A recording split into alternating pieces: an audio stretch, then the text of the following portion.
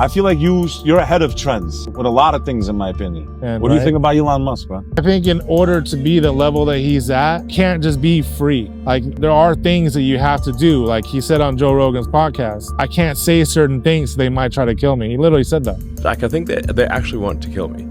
And the reason I know, well, they say so online. What was it like that first time you made $1 million? I made my first million in 2014. 2014, I was an independent journalist. I was disruptive, wildly popular blog. Bro, you had a tweet at the time, now X.com, about the president's wife that went around the world, and you were even on some like Ellen DeGeneres. Yeah, I physically wasn't on, but she had me on the big screen.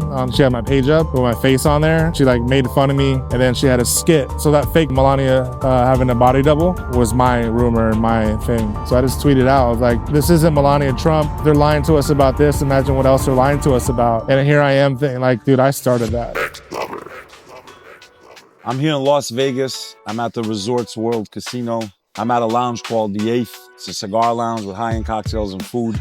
We just smoked a great stick. We're in the terrace section. It actually has a fire pit. Great place to come and have a cigar if you're in Las Vegas.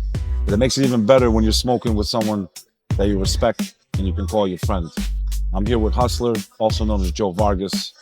This is a guy that's done a lot of interesting, when I say interesting, extremely interesting things with his life.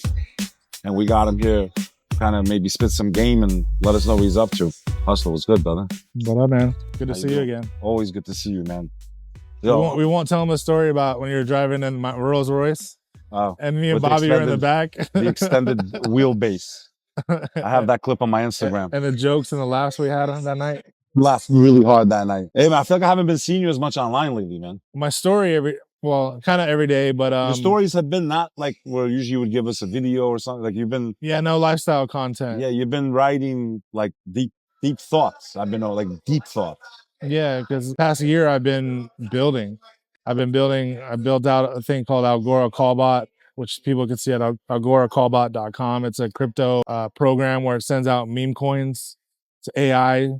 And it basically does this math thing and pushes out meme coins to users that are more probable to do better than.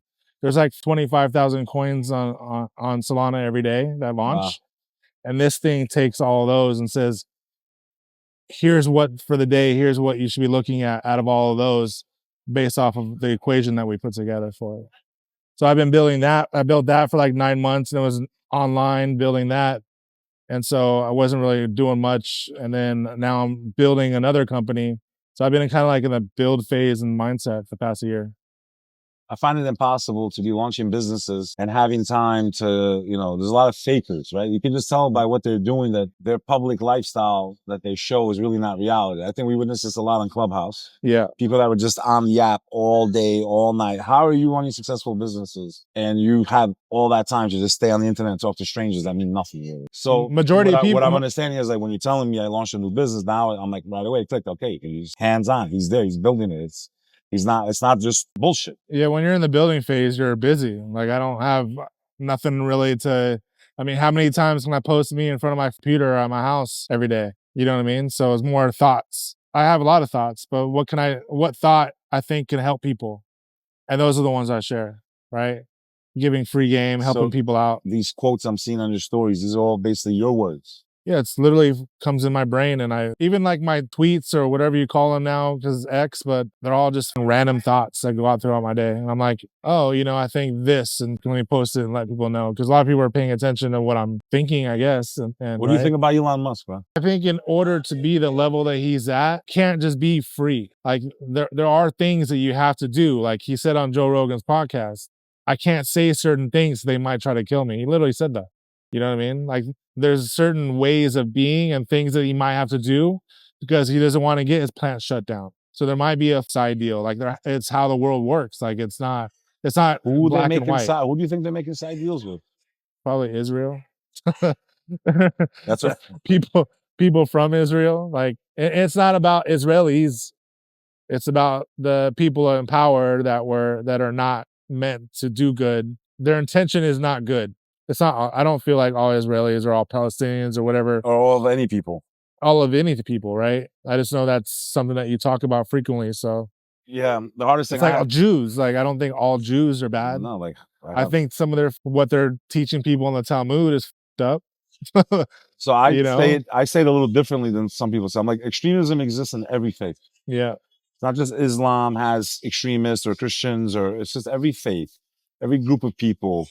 You know, I think the lowest form of extremism is like ultra nationalism, right? Yeah. Where yes, you should have pride in your country, but not at the demise of another. And at the end of the day, I look at things from a spiritual perspective where it's like, man, we really are brothers. Like we might not speak the same language, you know, and I may have been more biased as a young one because you're brought up in these types of environments where it's like, you should only marry an Albanian, only Albanian. And I know my people give me backlash on this, but I think we live in a day and time where you really need to know, when it comes to marriage, it doesn't matter what race or not. Like you need to find a woman that has some type of character and honor. It's more important. I tell my children, I don't care what you marry as long as they believe in God. Because you can have the most beautiful woman from the same part of the world that you're from, and everything's great on that part. When they're lacking that moral compass and they don't fear the unseen, because in my opinion, I can't be everywhere. But I know if I have a woman that believes in God, you know, to sit here and say temptation doesn't exist everywhere for everyone we'd be lying. You've started a lot of different successful businesses, entrepreneurship. I also think that I only know you 5 years. I feel like you're ahead of trends with a lot of things, in my opinion, that I've noticed. Yeah. I didn't even think that you'd like imagine you built an AI bot for trading crypto. Like June 2024, I had no idea I've never built anything. And now you have thousands of members. Yeah, but and I built something, and I'm like, you know, that's the whole going back thing of people are always wondering like how this and how that for anybody. And I try to tell people, I'm like, dude, people just do it. I just figure it out. Like it's all a video game. You know what I mean? Like trying to the challenge of like overcoming, okay, I've never built anything tech, so let me try to figure it out. Let me ask a million questions to people I know in tech. How do you not get frustrated though, man? Because listen, I'm trying to, you know, when I start new companies and I'm in the middle of that right now, I feel overwhelmed, man. You know? Yeah, but that's because you're not viewing it as like a video game. Play video games when you're younger or now, I don't know if you do. Yeah, you get frustrated because you lose, but like, you want to go, I'm going to go get that motherfucker. It's like when you're on, what was it, level 2 or 3 of Mario Brothers, where you finally learn that turtle trick where you get the extra lives. Then so you figure out how to do it. It took me like 1,000 tries to get the turtle going. Right, but why did it take you 1,000 tries? Because I didn't know how to do it. Because you're having fun doing it. Yeah. That's what I do for business. That's why I don't ever. And then when you get it, you're like, yes. Yeah. And then you get that dopamine. Short-term challenge. What did it feel like, brother? Like, when was it like the first time you ever made $1 million? Like, I know there was a point in your life that you were living in weeklies and, you know, you had to figure out how you were going to even eat. Yeah, I was riding a scooter. Ex-military, you know, finished your time with our nation. Thank you for your service in the U.S. Navy. Respect to all of our servicemen and women around the world. So I know you didn't come out making millions of dollars from the Navy. Okay. I've been to your house. It's beautiful. I've seen your life. You can't fake it for that long. So what was it like that first time you made $1 million, bro? Didn't feel real. It didn't come all at once. It wasn't one shot. It was over the 100 grand here, 300 grand there. I made my first million in 2014. So 2006, I got out of the military. 2007, 8, 9, I struggled. Started doing good in 2009. Struggled again once that nightclub shut down. Because I was in the nightlife and entertainment media industry for 10 years, after the Navy for 8. And then 2014, I made my first million, but it was like accumulation. It wasn't one shot. 2014, I was an independent journalist. I was disruptive, wildly popular blog. Bro, you had a tweet at the time, now X.com, about the president's wife that went around the world and then some. And you were even on some like Ellen DeGeneres. Yeah, man. Tell me about that, bro. Ellen, yeah, I was on Ellen DeGeneres. I physically wasn't on, but she had me on the big screen. She had my page up with my face on there, and she like made fun of me. And then she had a skit. But so that fake Melania having a body double was my rumor and my thing. I was stoned in bed one day and saw a video, and Trump was like really trying to convince camera that Melania Trump was standing right next to him because he kept saying that. And then the camera guy zooms in on her face, and I'm sitting there like, and I'm already analytical because I'm high functioning autistic. I'm sensing what the cameraman's doing. So I just tweeted out, I was like, this isn't Melania Trump. They're lying to us about this. Imagine what else they're lying to us about. And next thing you know, like now it's in his Wikipedia page. Like it's part of his legacy now in his first term. Crazy. Yeah. So how does it make you feel to have that type of an impact like that? Well, that was a fluke. I know, but still, it's crazy. And then people would like question him. Like he was like, oh, that's just a wild rumor. And here I am thinking like, dude, I started that. Like, it's crazy. Entertainment Tonight. Our president has to talk about it. Yeah, yeah. came back. This is like in 2016, and it happened again, like 2019, I guess, a new body. But she actually does have a body double. And she needs it what, for security reasons, or? Yeah, or she can't make somewhere, but perception is reality, right? And Donald Trump knows that. He's great at mass manipulation. Majority of the people that are famous are great at mass manipulation. Like, in order to like control a fan base and a crowd of people, like it's kind of hard just to be yourself. Like, where it's just raw, no thinking about, like, in a sense of like, I used to post all the time with intention. Now I'm just like, I just post what I'm thinking, right? Because I've been building companies and I just not as active as I used to be. Yeah, the fake Melania thing was a fluke though. That was just me literally posting what my thought of that moment, and that moment happened to be. And was it a little bit with a joking intention too?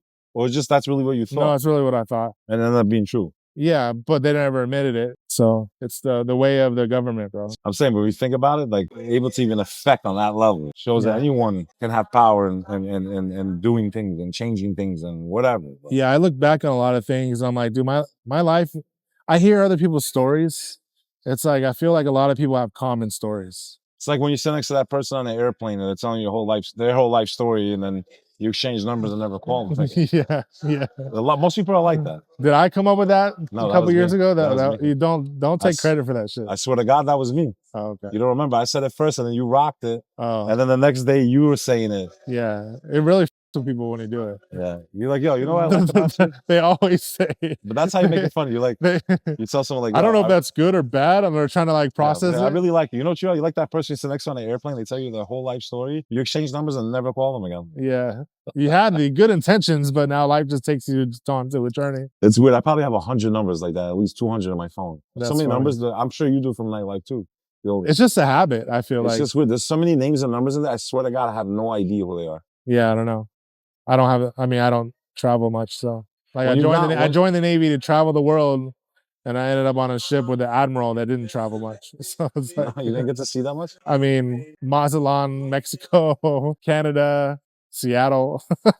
Yeah, I'm going there next month, bro. When you carry the admiral, the admiral is in charge of the whole fleet.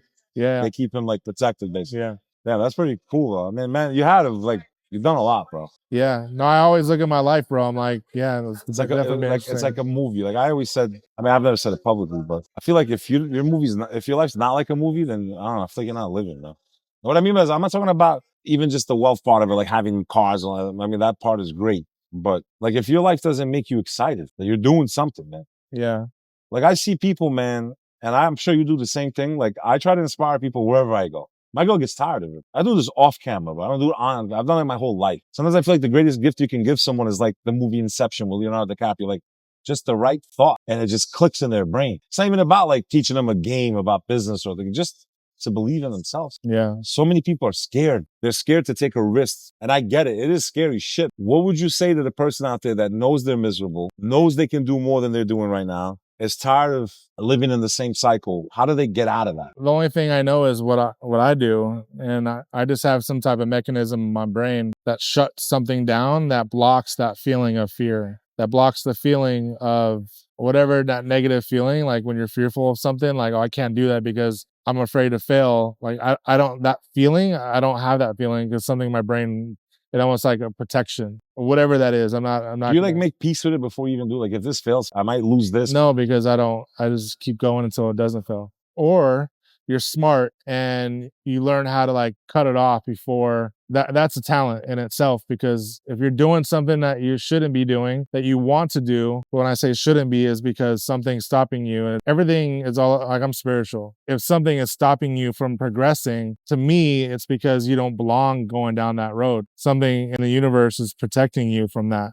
But then you have this something in your brain that doesn't allow yourself to like cut it off fast enough. It's like firing people. It's like learn how to fire people faster. If you don't, like at one point, my bilegalmeds.com business had 5 dispensaries. So I'm in the CBD business. And then the shutdown happened with the world. Okay, it was 2020 though, wasn't it? 2020. I mean, 2020 and 2021. No, 2019. 2020, the world shuts down. You have all these dispensaries.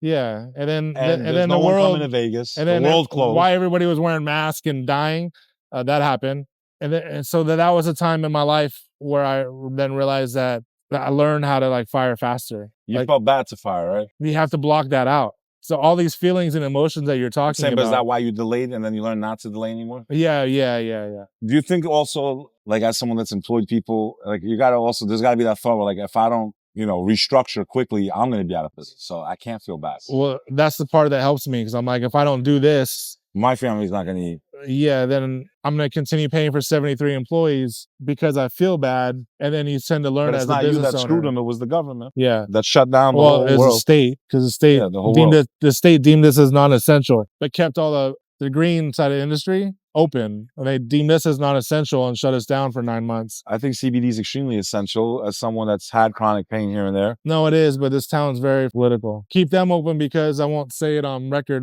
People that are involved in the licenses out here, there's a lot of power. Like, the mafia is different out here now. It's not gangsters coming out of with their brim hats, you know what I mean? It's all like the guy wearing a polo shirt because he's a lobbyist and he's cousins of the judge, or you know what I mean? That's how it operates out here. So What's the hardest thing you've ever had to go through in your life, bro? getting out of the Navy in 2006 and then struggling, trying to find my way. I didn't know shit about life. I got in when I was like 19 years old. You don't learn real life in the military. What was your early life like? Did you have family? Did you have parents? Yeah, my mom, my dad. I wasn't crazy close to my other family. Yeah, my mom, my dad, and my aunts. 6 sisters, 1 brother. So we had a decent sized family. And then on my mom's side of the family. But I was raised, my mom lived Were you here. always in Nevada? Yeah, since 6th grade. I was Yeah, born so in you've been here California your and whole life. then grew up out there, but I was like a bad kid. So I was always bouncing around, getting in trouble, whatever. And then 6th grade, I came out here and I graduated out here. You think that move saved you? So what? Like to not get into trouble at the young No, age? because I got in trouble here. Yeah. I was like 6th grade, taking shit. I won't go into detail, taking stuff I wasn't supposed to take, breaking into arcade machines to get the money because my brain's like, I'm putting a quarter in here. Where's all this going? And then I can break into the back of the arcade machine and like take all the money, doing dumb shit, stealing bikes. 6th grade. So what do you think changed you? Was it the Navy? Yeah, I was. Like at 19, my dad, I'll never forget it, but my dad said, I was living with him at the time, and he was like, you have 30 days to get a job. Otherwise, I want you to join the military. And I was like, yeah, okay. Right. Because he was letting me stay at his house. 30 days go by, but my mindset at the time was all about like girls and smoking pot and having a good time. And 30 days passed. And I was like, I'll try to get a job over here at AM/PM. I don't know if you guys have those in New York. Yeah. They have them in Nevada? They used to have AMP? They all went down. AM/PMs in California. Oh, the grocery stores. And then I didn't get the job. I was like, this is my last resort. So I tried to get a job at a gas station and they didn't hire me. And then So you never even finished high school, sounds like. I graduated high school. Oh, you did. Okay. But I got kicked out of high school my freshman year for almost fighting the quarterback of the football team because I slept with his girlfriend when he was on vacation. And then that's going to do too much detail. I had to move back to California for 2 years. They kicked me out of the entire city for 2 years. And then Yeah, they must have really loved football. and then for almost fighting too. I ended up moving back out here and graduated on my last year. So I went to 4 different high schools. But yeah, the military. And then I got out, tried to get into college. Something clicked in the military in your mind? It was just... Because when you came out, you didn't get any more trouble, right? No. I mean, I was doing dumb shit because I was running around the casinos and nightclubs and Nightlife. had my concierge business. And then towards the end of the 10 years, I became a really popular independent journalist out here, breaking stories, What made you want to working do with that, Robin by the way? Leach. I know. Robin Leach is a legend. Honestly, man, no one's ever asked me that. I was a nightlife, bro. All I worried about was the next night, having fun. If we can make money doing an event or promoting. The last thing I says, let me become a reporter. That's just like, I think it was out of revenge. I started a website to like start exposing it because I was like, I was in the nightlife entertainment industry out here for 10 years. Okay, It's grimy, bro. People don't understand. Like they see the smiling guy in a suit come walking up at the rope at the club, like the internals, back end stuff, political wise, it's fucked up. It's super competitive. I won't say names or the club. The club's not even open anymore, but the guys that own the club, they would interview waitresses. And while the waitresses is like pretending to do like bottle service to see if they want to hire them, they throw Nerf footballs at their heads and belittle them. And like, it was aggressive, bro. Alcohol, drugs, escorting, and it's just aggressive. You deal with it. And I'm never the type of person that likes to join other crowds. I don't want to be friends with a group of guys because I want to maybe get an incentive out of it. I'm like, I don't with those guys. I don't with them. Yeah, I don't like them. I don't like. Yeah, and then so like they don't like me now because I don't like them, and they feel like they're in power. So a lot of times I make my life difficult throughout the 10 years, right? Because I was like getting contracts with places and putting my team there to work, and so like then they would block contracts and stuff like that. So starting that was more or less like revenge. I started exposing everything. Something Isn't when that how Haksan Group started? The guy that started that, they didn't let him into a Tao party, and he was like some oh yeah, multi-billionaire from Dubai or something. And No, he ended up he's in prison now. that guy. Yeah, I believe so. But yeah, it was more out of revenge, and like start. And then I'm like, let me tell the world how this place really is. And then I started breaking stories, and then there was at the time I don't think there still is. There wasn't like a TMZ of Las Vegas, and so because I was, mind you, it's a very small circuit of people at the time. It's the same thing in nightlife in New York and every city. There's So a few groups that control when everything. I break away from what I was doing, I was a VIP concierge at a concierge business. I break away from it, but now I have all these insiders, right? Because everyone's like rotation, new club, new job, whatever. This guy's a busser, but now he's a manager somewhere. But then everybody grows up together. That's how it was. And so now that everybody knows I'm exposing things and telling it how like it is, they're like, hey, this is what's happening. Hey, you heard about what happened? Let me tell you the real story, but don't mention my name.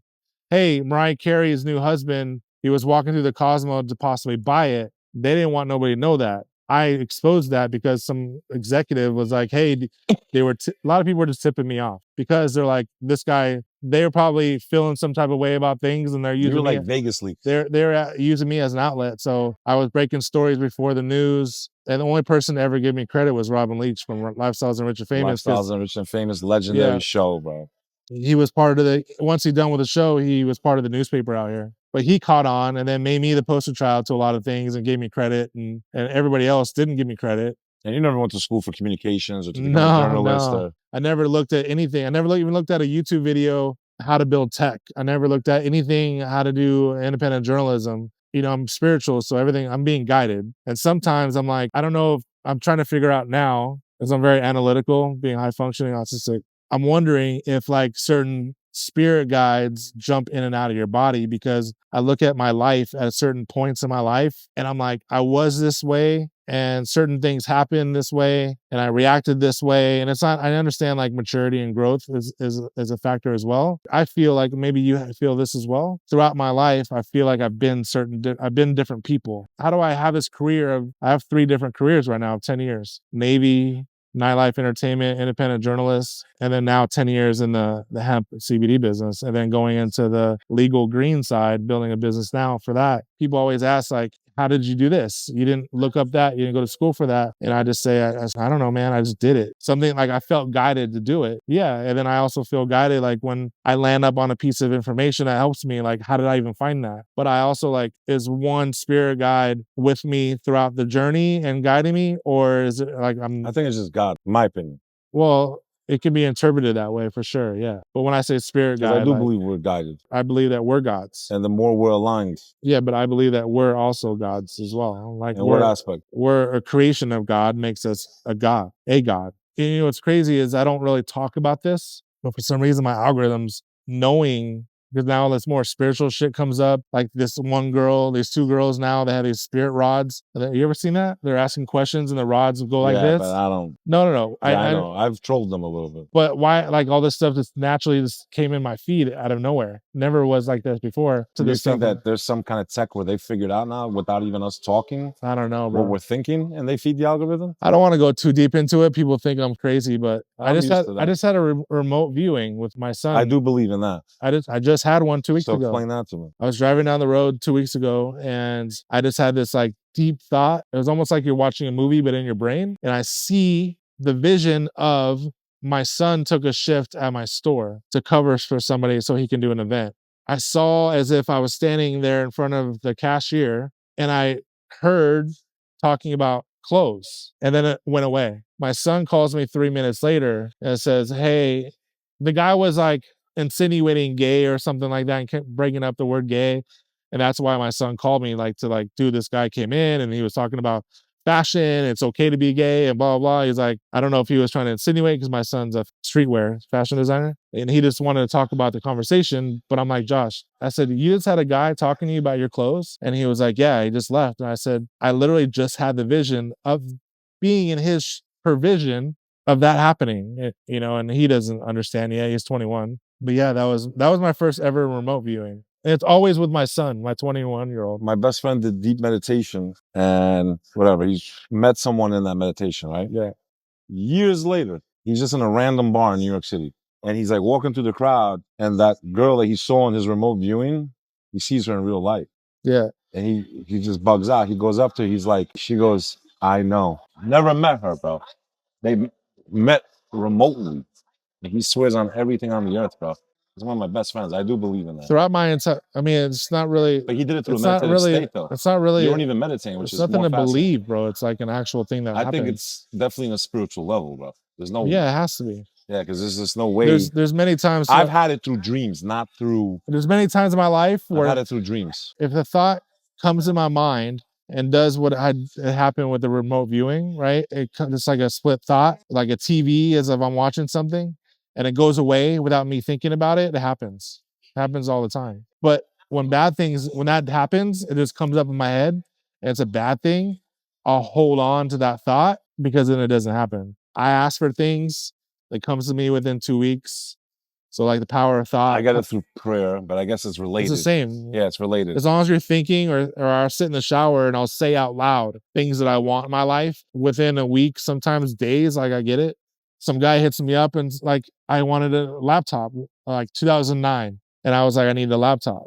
And some guy hits me up and I was working as a manager at a nightclub out here. And he hits me up out of nowhere and he goes, his name is Alan. And his girlfriend, a wife now, is named Melina. I used to take care of her and her girlfriend. I used to come to make sure they're okay. He calls me up some random ass day and goes, hey, you know what I do for a living, right? I said, no, not really. He goes, I repair computers and I sell them. I buy them and I repair them and I sell them. I have 2 laptops. You don't happen to need one, do you? And I was like, oh, matter of fact, like I do. And then he gave me one out of nowhere, bro. I used to go through, thank God I don't now, go through spiritual warfare. Biggest spiritual warfare that I had that involved my mom slicing her finger open, shit crashing down the wall, like all in a matter of minutes. It's happened twice in my life, and both times is when I was going to church. So then, long story short, the pastor, I was going through all this weird shit. It was like really bad. My son being locked all in the same fucking span of an hour.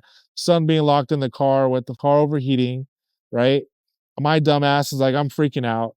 My son's sleeping as a baby. I close the door and it's hot as out here. It's like 115 degrees in Vegas. I close the door, not knowing if it was unlocked or unlocked, but it was locked. So now the car's overheating. The air's going. He's locked in the car. He's a baby in the backseat sleeping.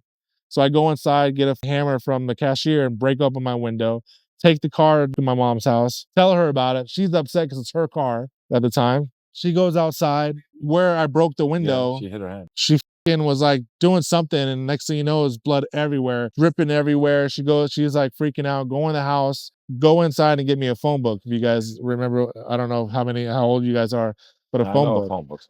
I guess the new generation doesn't know about that. And I go to grab it, and I kind of braise, kind of softly, a candle that was hanging from the ceiling, and it comes crashing down, breaking. Next day, I'm like, I need a sign from God.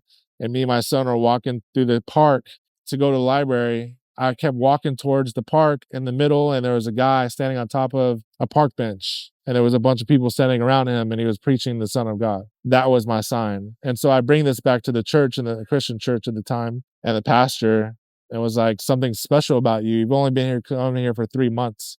And what you're going through is something that doesn't want you here. So they go and put me in this room and put 4 people around me in a chair, start saying prayers to cast the demons out of my body, right? And they're after 15 minutes, like, how do you feel? I'm like, I don't feel anything. He wants me to tell the story that I'm telling you now to everybody, 300, 400 people. I tell the story, the end of it, my stomach starts cramping up really bad. He mentioned that, that all freaked me out, dude. I end up leaving, and in my life, I can sense it. And my life started going back to normal. Now I'm more spiritual, and I just pray, and my thoughts, and thanking God and thanking for everything that I have. And even when times do get tough, because not everything is always great, even as an entrepreneur, even people that are successful already, it's like you still go through shit. Trials and tribulations. You still go through like drama of employees. You still go through Can be in the ups and personal life. downs in the business. Yeah. And we have a 4-year-old autistic son, and it's difficult. It's very trying. Yeah. On the soul. And thank God for As my a wife. parent. He's codependent on her, so she handles it more so than I do, but she needs help all the time. So, and I work out of my house. I have a manufacturing facility that I took my office out of so I can be at home. And yeah, so that's been that. And then me building new businesses is why I kind of been chilling. How you been coping with all that? That's not an easy thing to deal with. Yeah, it's tough, dude. Like all these feelings. What would you say to someone right now that's watching this that just found out their child has something similar to what you and Bobby are dealing with? If someone finds out they have autism, you know, their kid and they don't know how to act, you know, they don't know how to react to it. They're go out and taking it very hard. There is no, honestly, man, like I wish I can tell you that there's like I don't have the right answer because one, it's on the spectrum. So my level of autism for my son, my 4 years nonverbal, you know, he goes through, he goes to autistic therapy every day, 5 days a week. But then there's other kids there that don't do things that he does because they're more autistic in a sense of like one kid might throw himself against the wall because he doesn't know how to regulate himself. Kids get angry. You take away something, you know, they don't know how to release that energy, especially that young, you know, and so they throw themselves, they hurt, they rock for sensory. Understanding it and being more compassionate towards the behavior and trying to understand like why. And then also the biggest thing, I think people with autistic kids need to go out and find other parents that have autism, because I think that lacks in the autistic community, because what we're all going through to raise an autistic child, how difficult that it is mentally and time consuming as well, is that a lot of people, like, one, they're recluse. They don't leave their house.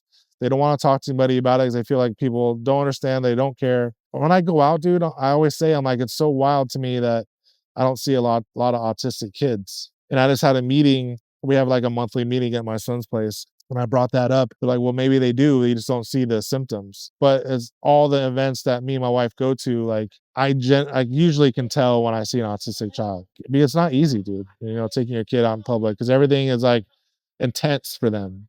Light, sound. My son, sometimes, you know, you see autistic kids doing this. They spin around in circles because sensory. That's why some of them wear headphones, right? Yeah, so I go back, make it a point to find other parents that are going through it so you guys can relate to things and talk through things and become friends with other parents. And it's become a really big thing here, especially in the U.S. Well, in the U.S. for sure. 1 out of how many? Right now it's 1 out of 36 people. And it was 1 out of 36 people born autism, but I think it's more than that. Autism is on the spectrum. Level 1, you can just be high functioning autistic like myself. Most people don't know. Most people don't even know they have it. I think most entrepreneurs have it because of the tendencies of that, like the things that the way they think, the way that they're obsessive, the way that they're just certain characteristics of entrepreneurs that remind me of what I now know of autism. You think Elon's one of them? Yeah, for sure. I think he's definitely autistic, right? Well, has Asperger's. He has it. It's open information, right? Yeah. But there's some level of genius with it also. Yeah. The brain is 40% smarter than the average person. Do you think it's because their brain's completely on more than ours? Possibly. Using parts of the brain that maybe I'm not a neuroscientist. I think it sounds something like that. I'm one of them, right? I'm very analytical. How I learned throughout my life, like I'm the person that some people have a hard time understanding it, but everything that I've learned, I've gone viral several times, right? Yeah, I know, a lot. That's how I met you. I've done these things like to put myself out there. I learned how to deal, because people are like, well, how did you deal with that? Like, how did you know what to do when those moments happen? I'm like, I learned it all, honestly, from watching other people that were in those situations. And it's like a video game. Like everything is a video game. Business is a video game. Life is a video game. How maneuver in life. It's a simulation to me. I'll watch a celebrity and go through negative PR. And I'm like, obsessed with like trying to figure out or watching how they get through it. Like their PR team, because it's all they're not doing it themselves. They have a PR team. Like most of them have publicists. And crisis. And then what are they doing and what are they saying? And then guess what I do? I go analyze the comments, and we're watching the psychology of the people and how they're responding to it. And I'm like, well, they didn't respond very well to that. Then I'll watch all the news that's happening. And they're still these are celebrities, right? Celebrities, high profile people. Yeah. Politicians. Worldwide celebrities. I'm watching how they're handling it and what they're saying. And then I just watch the transition, like how did it end? At what point and that's just how my brain works. And I try to figure it all out. That's how I learn. I don't read books, You observe. I observe. I'm all about psychology. So I'm like watching and reading about how people are reacting to certain things. I'll say certain things to see how people react just because I want to learn whatever I'm trying to I think learn. a lot of brilliant salespeople go through that process to see how their clients react. Yeah, if I say this, what'll happen? Exactly. So I know not to say that in this situation. But if I say, I know I did that when I was in if I sales. say this, I get a lot more reaction and attention. But how do I twist it to where it's not so harsh? You know what I mean? Add a little twist to it, a little humor or whatever. Yeah. So that's what, that way it's not too passive aggressive. Because at the end of the day, bro, people buy from people. If you're selling, it doesn't matter what you're selling. As long as it's a good product, people buy from people. So then I learned later on in life that all you have to do, and I tell my 21-year-old son this, one of the things you have to do is be a person that it's like be yourself, but like certain things don't have to be said. That's the part that I have a hard time with. I'm like, I don't give a I'll just say whatever I want to say. I'm trying to give advice right now to you and your audience, but at the same time, I'm like, I'm not this way, but I know that I'm an anomaly. Being a person that people like, and then it makes life easier when you're trying to, and then it's what's your intention too, though. You want to be sensational all the time. You want to be constantly. It's cheesy after a while too, bro. It does, but when you're always chasing it and it's not authentic and not. Yeah. But here's the thing. So this one guy, like real clout chasers, Yeah, this one guy, like Jack Doherty. I can't remember his name right now, and he's like the legendary godfather of motivational speaking. I'll remember his name, hopefully. He said, because this relates to like building a personal brand and marketing yourself. He said, if you're reading a book and the first chapter says everything's fine, second chapter, everything's fine, reading a book, another book, and each chapter says everything's fine, would you want to continue reading these books or series of books? No, you wouldn't.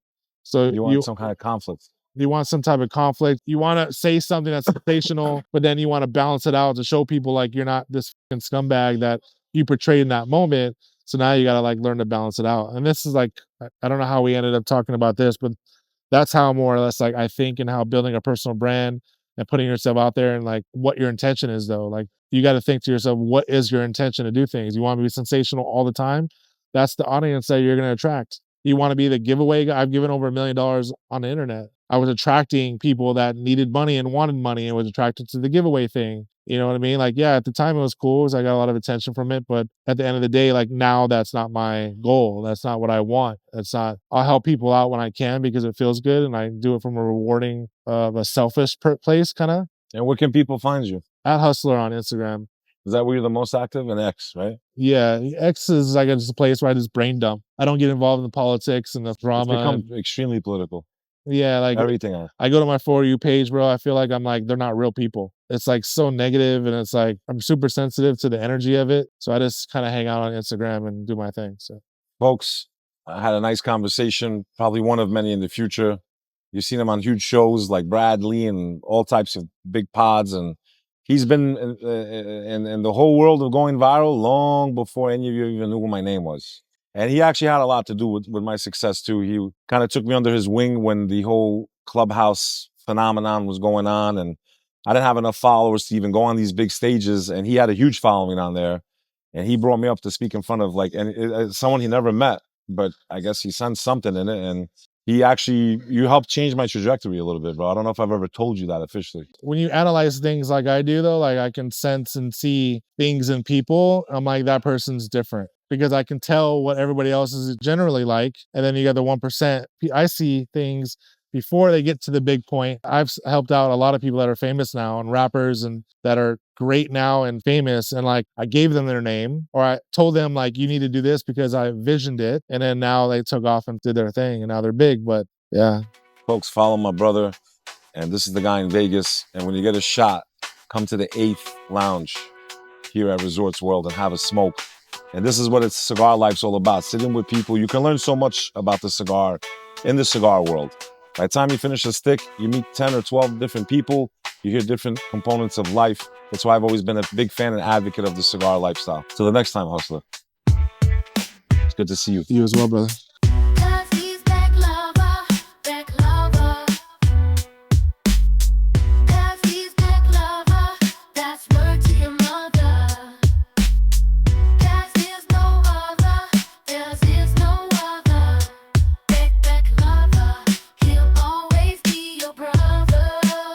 Cause he's